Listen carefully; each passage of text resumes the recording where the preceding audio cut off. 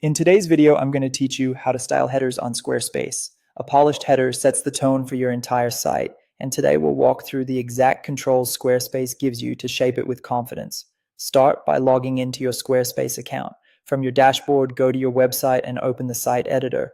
This puts you into the live editing view where any changes to your header are easy to preview as you work. Move your cursor over the top of the page until the header highlights, then select Edit Site Header. This opens the dedicated header controls so you can focus on layout and styling without affecting the rest of the page. Inside the header panel, choose Edit Design and pick a layout from the options.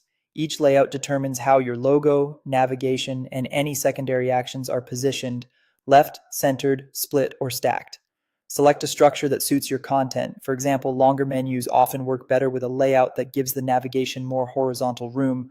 Next, fine-tune the details, adjust spacing to dial in comfortable padding around your logo and links.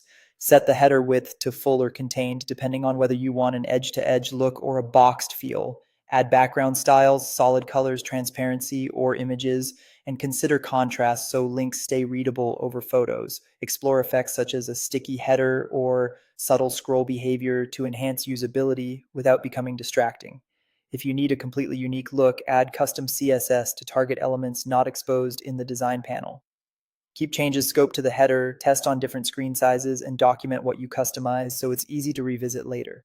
While still editing the header, use Edit Design to add new elements like a shopping cart, social icons, or a call to action button. Place only what's truly helpful to visitors and keep labels short and clear.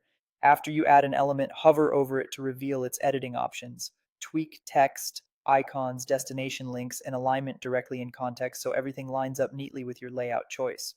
Finally, remember that certain items, such as buttons and some icons, pull their visual styling from the general site styles. Head to buttons or the relevant category to match typography, size, and corner shape with the rest of your brand and maintain accessible color contrast throughout.